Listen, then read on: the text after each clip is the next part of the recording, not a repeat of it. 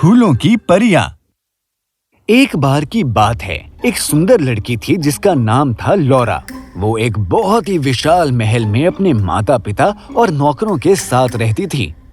मम्मा, पापा, बताइए ना, ये रिबन मेरे ऊपर कैसे लग रहे हैं?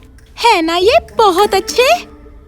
मुझे खुशी है कि तुम्हें अच्छे लगे, पर तुम्हें इतना भी इन चीजों के बारे में नहीं सोचना चाहिए। क्यों मम्मी, इसमें मेरी क्या गलती जो मैं इतनी खूबसूरत हूँ?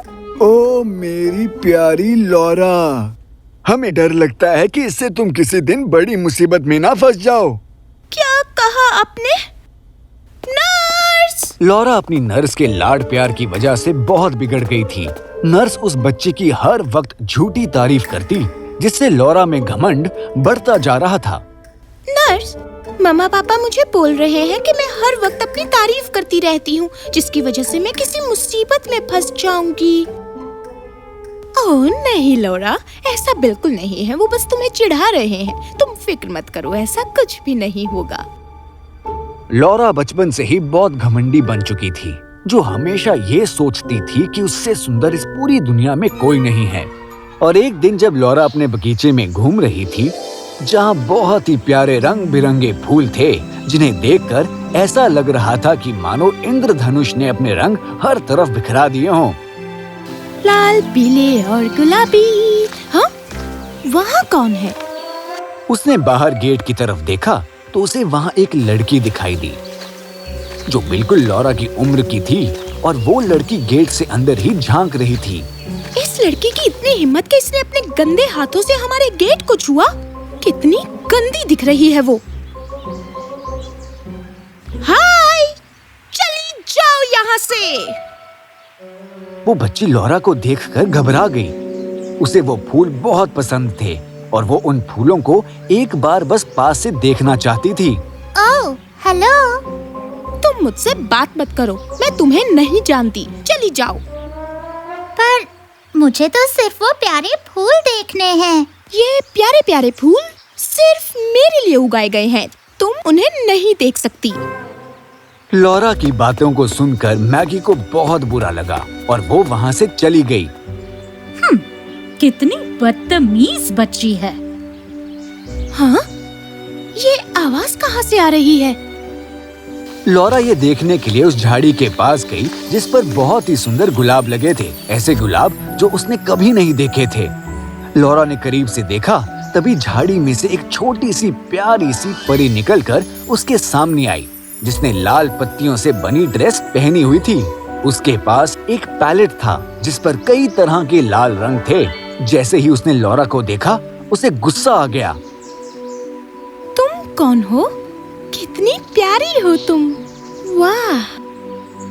मुझे तुम जैसों के मुंह से तारीफ सुनना पसंद नहीं। तुम्हें क्या लगता है बहनों? धीरे धीरे फूलों में से छोटी परियां बाहर आने लगती हैं, जिन्हें देखकर लौरा हैरान हो जाती है।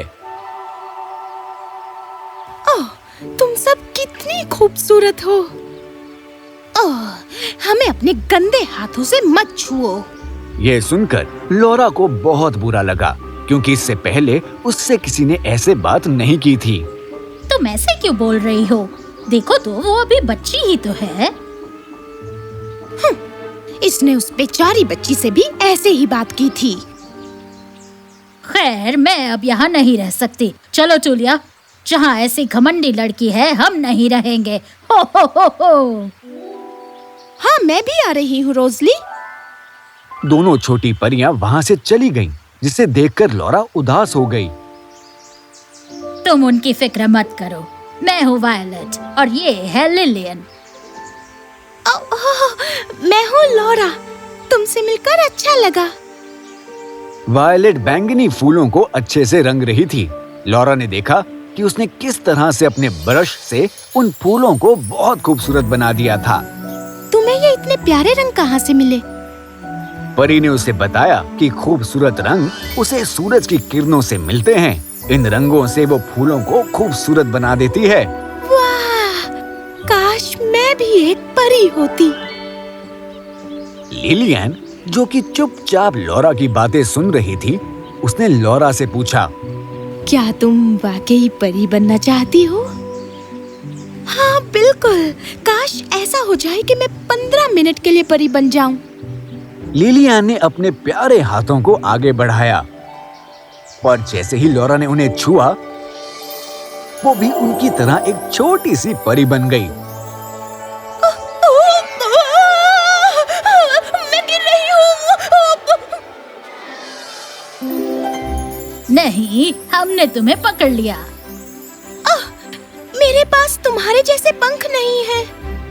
पंख सिर्फ असली परियों के पास ही होते हैं लॉरा। अब चलो हम चले। वो तीनों कभी खेतों के ऊपर से तो कभी आसमान में उड़ रही थी। मुझे बहुत मजा आ रहा है।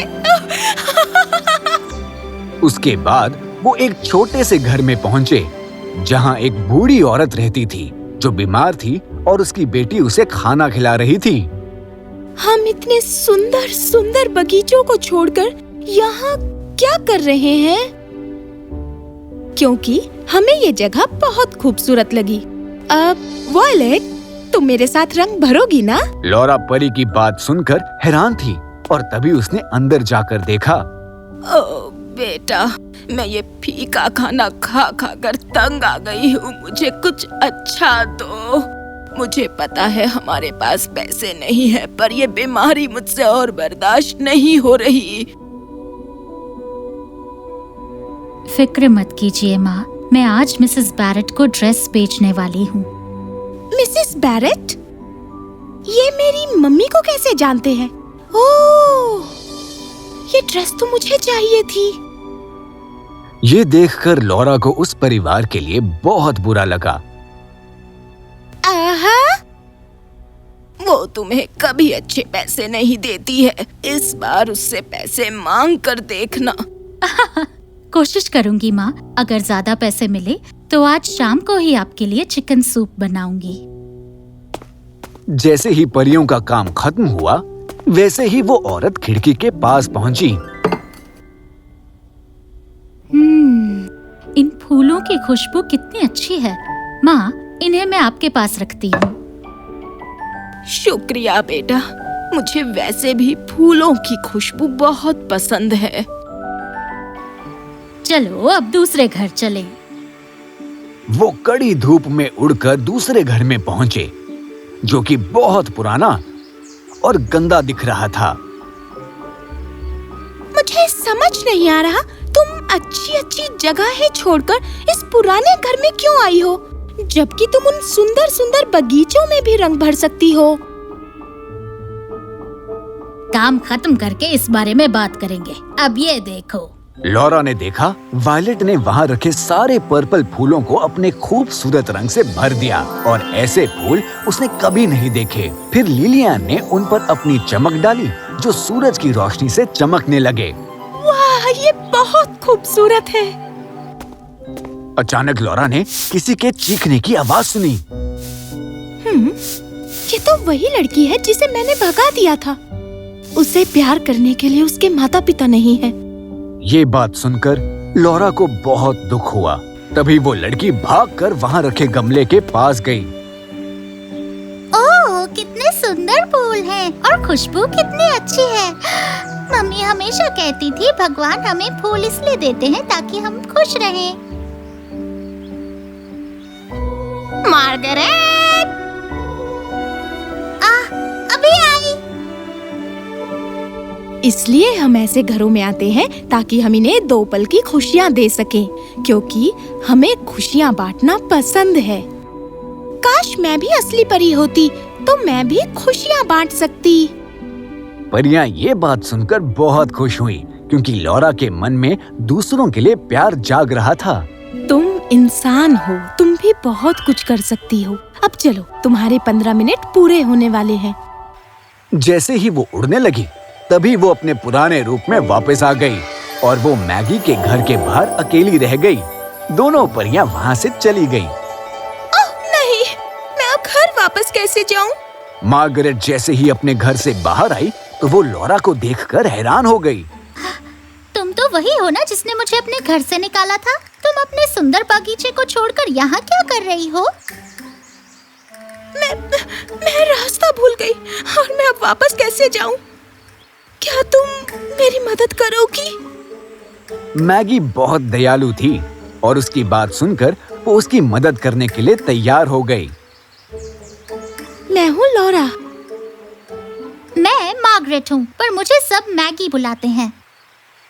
क्या तुम यहाँ रहती हो? हाँ, मैं यहाँ अपनी आंटी के साथ रहती हूँ। वैसे वो मुझे पसंद नहीं करती, पर मुझे फर्क नहीं पड़ता क्योंकि वो मुझे खाना देती हैं। दोनों में दोस्ती हो जाती है और बातें करते करते वो घर पहुँच जाते हैं। प्लीज तुम भी मेरे साथ अंदर चलो मैगी। लॉरा ने घर ले जाकर मैगी को बहुत अच्छा खाना खिलाया। फिर वो उसे अपने साथ बगीचे में घुमाने ले गई और उसने उससे कहा कि वो जितने फूल चाहे ले सकती है। उसने मैगी को दरवाजे तक छोड़ा और उससे माफी मांगी। कोई बात नहीं। लॉरा अपने पापा को ढूंढने लगी। उसने अपने पापा को मैगी के बारे में बताया कि उसकी आंटी उसे बहुत परेशान करती है। तो तुम मुझसे क्या चाहती हो लॉरा? क्या वो हमारे घर में रह सकती है? हाँ, बिल्कुल रह सकती है लॉरा। मुझे तुम पर बहुत गर्व है। लॉरा बहुत खुश थी और वो वहाँ से चली गई। उसके पापा भी अपनी बेटी के इस फैसले पर बहुत खुश हुए कि उसे दूसरों की कितनी फिक्र है। फिर वो अपनी मम्मी के पास गई और वो उसी कपड़े सिलने वाली औरत से बात कर रही थी। मम्मी, मुझे ये ड्रेस बहुत पसंद आई, तो हमें इन्हें अच्छे पैसे देने चाहिए। ये सुनकर लॉरा की मम्मी बहुत खुश हुई और उन्होंने अपनी बेटी की खुशी के लिए उस औरत को ज्यादा पैसे दिए। एक मिनट, आंटी, आप ये स्ट्रॉबेरीज भी अपने साथ ले जाइए। स्ट्रॉबेरीज? ओह, पर मैं ये... मुझे बस कहना था। शुक्रिया। वो औरत बहुत खुश हुई और वो फल लेकर वहाँ से चली गई। लॉरा के पिता ने उसे वादा किया था, तो वो मैगी को अपने घर ले आए।